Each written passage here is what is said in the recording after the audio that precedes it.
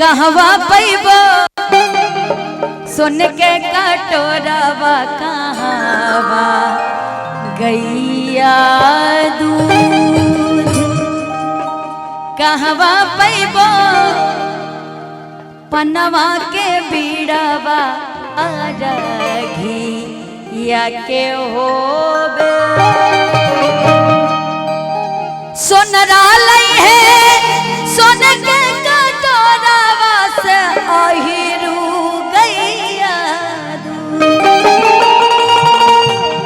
सोनरा लई है सोन के कटोरावा से अहिरू गैया अरे पनहरिया लई है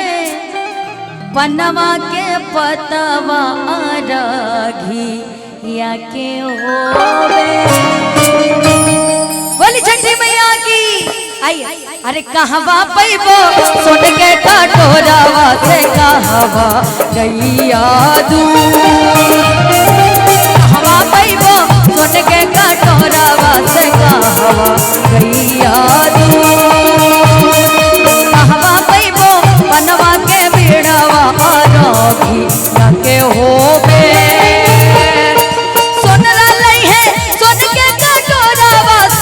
अहिरू गैया सोनरा लई है सोन के कटोरावा से अहिरू गैया पनहरिया लई है पनवा के पतवा अरघिया के होवे पनहरिया लई है पनवा के पतवा अरघिया के होवे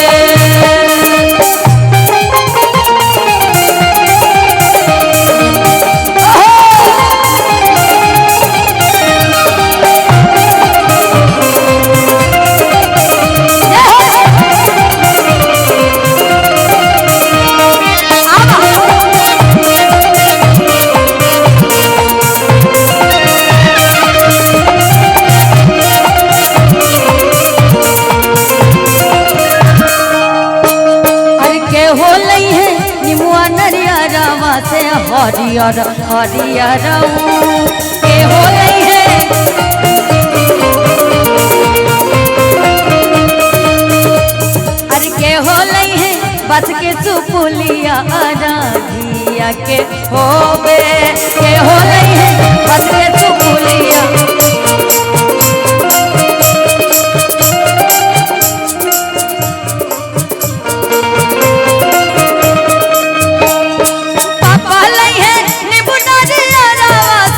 हरियर हरियर पापा लई है निबुलरिया से हरियर हरियर और अरे डोमिन बिटिया लई है सुपुलिया अरघिया के होबे डोमिन बिटिया लई है सुपुलिया अरघिया के होबे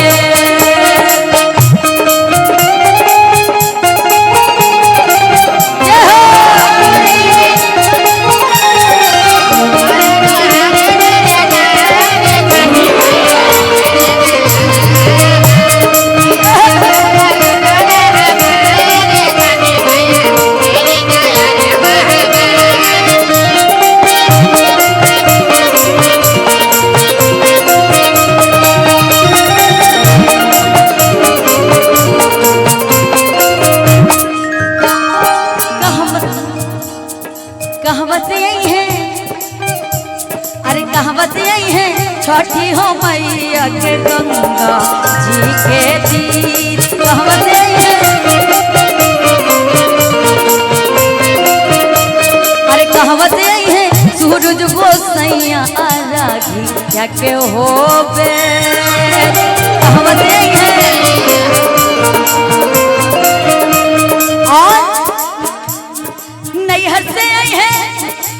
छठी हो मैया कसवा से सूरज देव अच्छा रुकिएगा भैया अच्छा यहाँ पे हमारे नौजवान भाई भी बैठे हैं कौन कौन इंतजार करता है छठ का सभी इंतजार करते हैं और इतना उदास होके बैठे हैं जैसे लग रहा है कि मेहरारू छोड़ के चली गई हो। इतने उदास होके बैठे, बाप रे। हमको, मैं तो बड़ी एक्साइटेड रहती हूँ कि जल्दी से छठ आए, क्योंकि जितना सुकून छठ के गानों में मिलता है मुझे, मैं दुनिया का कोई भी गाना गा लूं उतना सुकून मुझे नहीं मिलता है जितना।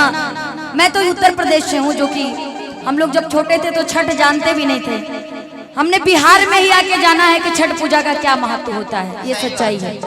वरना हम लोग तो भाई उत्तर प्रदेश से हैं, भोजपुरी गाने की क्या जरूरत है, हिंदी गा सकते हैं। लेकिन भोजपुरी में और जो बिहार की जो संस्कृति है उसमें जो प्रेम है ना, वो कहीं नहीं मिलता है, ये सच्चाई है। लेकिन इनको कौन समझाए जो भी छोटे छोटे बड़े हो रहे हैं, है ना। नैहर से आई है छोटी हो मैया के गंगा जी के तीर, अरे आकाश से आई है आदित्य गोसैया आराधिया के